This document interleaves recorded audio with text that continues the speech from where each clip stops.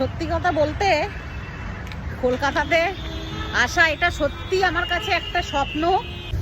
পৌঁছে গেছি প্ল্যানেট, গাড়িটা পার্কিং করুক তারপরে নামবো। আজকের দিনটা এতটা খারাপ যাবে সত্যি ভাবতে পারিনি। প্রচণ্ড শরীরটা খারাপ লাগছে।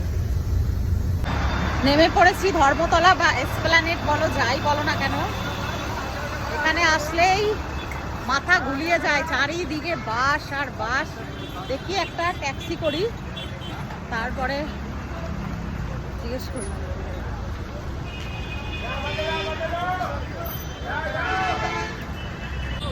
এইখান থেকেই পুরো সব বাস, যত বাস আছে সব এখান থেকেই ছাড়ে, যত কোম্পানির বাস আছে দেখো সব।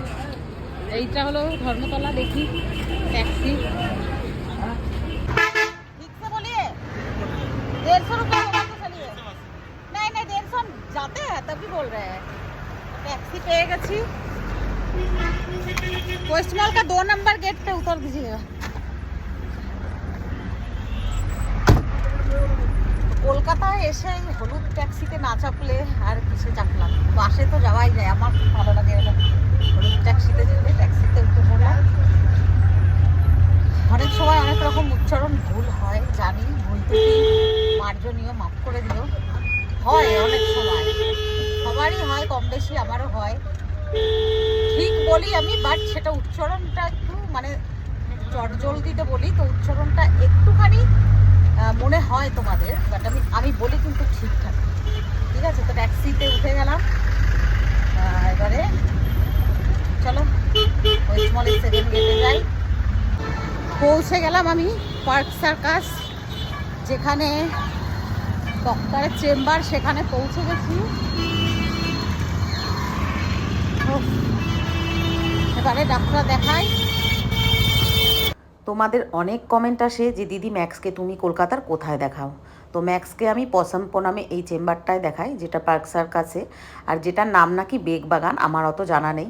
তো আমি ট্যাক্সিতে চেপেই বলি কোয়েস্ট মলের 2 নম্বর গেটে নামবো, তো সেখানে নামিয়ে দেয়। আর নামানো মাত্রই আমি এখানে হেঁটেই চলে আসি, সামনে ভীষণ আমার এখন মোটামুটি চেনাশোনা হয়ে গেছে। আর এখানে আসলেই এত সুন্দর সুন্দর কিউট বাচ্চাদের সাথে আমার দেখা হয়, আমি নিজেকে আটকে রাখতে পারি না। তাদের মালিকরা বলে অনেকে যে কিন্তু ভীষণ অ্যাগ্রেসিভ, কিন্তু আমি পাত্তা দিই না। আমি বললাম দেবে তো একটা কামড়ই, কী আছে। তো আমি আর নিজেকে আর আটকে রাখতে পারি না, আমি আদর করি। আর আমার মনে হয় যে কিছু মেমোরি এদের সাথেও নিয়ে যাওয়া দরকার। আমি এদের এদের প্যারেন্টস থাকে, আমি বলি যে ওর সাথে একটা ভিডিও করবো, একটা ফটো তুলবো, তো ওনারা অ্যালাউ করে, তারপরেই করি। আর এখন বসে আছি আমি, কারণ ডক্টর এই জাস্ট এলো, এখন ঢুকলো, সবে শুরু করেছে।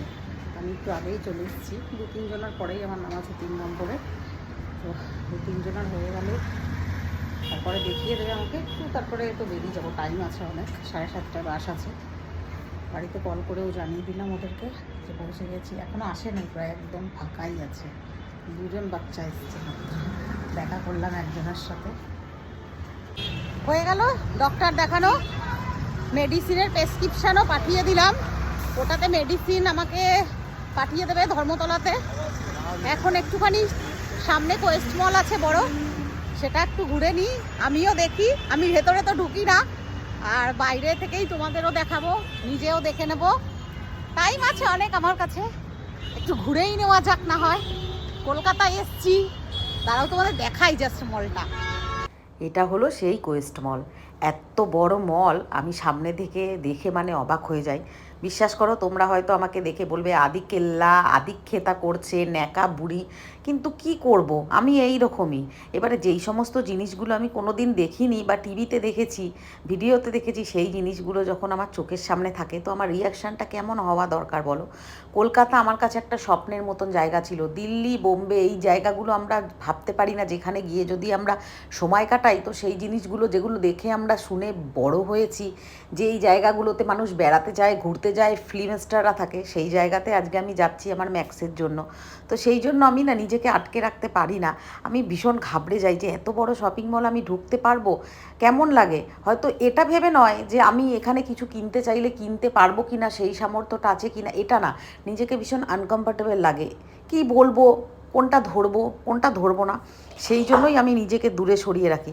তার মানে এটা ভেবো না যে আমি মূর্খ, আমার এখানে ঢোকার যোগ্যতা নেই, বা আমি অশিক্ষিত। এইগুলো বলে, যেগুলো বলে তোমরা ছোট করো, এগুলো বলো তোমরা, জানি তোমাদেরও বলতে ভালো লাগে না, কিন্তু কাউকে নিচু দেখাতে হলে তো তোমাদের এগুলো বলতে হবে, বলে মনের জ্বালাটা মেটাতে হবে। সেই জন্যই তোমরা বলো, ঠিক আছে বলে যাও। সত্যি কথা বলতে কলকাতাতে আসা এটা সত্যি আমার কাছে একটা স্বপ্ন। একা একা এসছি, এটা সত্যি আমার কাছে একটা স্বপ্ন। ঠিক আছে, এটা নিয়ে কেউ বলো না যেখানে ঢুকতে পারেনি এই সেই। সত্যি কথা বলতে কলকাতাতে আসা এটা সত্যি আমার কাছে একটা স্বপ্ন। একা একা এসছি, এটা সত্যি আমার কাছে একটা স্বপ্ন। ঠিক আছে, এটা নিয়ে কেউ বলো না যেখানে ঢুকতে পারেনি এই সেই। হ্যাঁ, হয়তো ঢোকার আমার সামর্থ্য নেই এখানে, সেটা আমি বলতেই পারি, বা সামর্থ্য আছে হয়তো আমি ঢুকতে সাহস পাচ্ছি না, সেটাও বলতে পারো। সে যা খুশি বলো না কেন, অনেকেই অনেক কিছু মন্তব্য রাখবে। তো সেখানে দাঁড়িয়ে আমার একজন বান্ধবী রূপা আসতো আজকে ওর বাচ্চাকে দেখাতে টফিকে, কিন্তু ওর সাথে দেখা করার খুব ইচ্ছা ছিল। ওর অ্যাপয়েন্টমেন্ট আছে 7:15-তে, তো আমার আর দেখা হবে না ওর সঙ্গে। আমার 7:30টায় বাস আছে, একটু ধর্মতলাতে গিয়ে ওখান থেকে কিছু কেনাকাটিও করার আছে, কিছু খাওয়ার আছে, খাইনি, খেতেও তো হবে তাই না? তো সেই জন্য আর এখানে মনে হয় না দাঁড়িয়ে থেকে কোনো বুদ্ধিমানই হবে, তো সেই জন্য এবারে চলে যাব।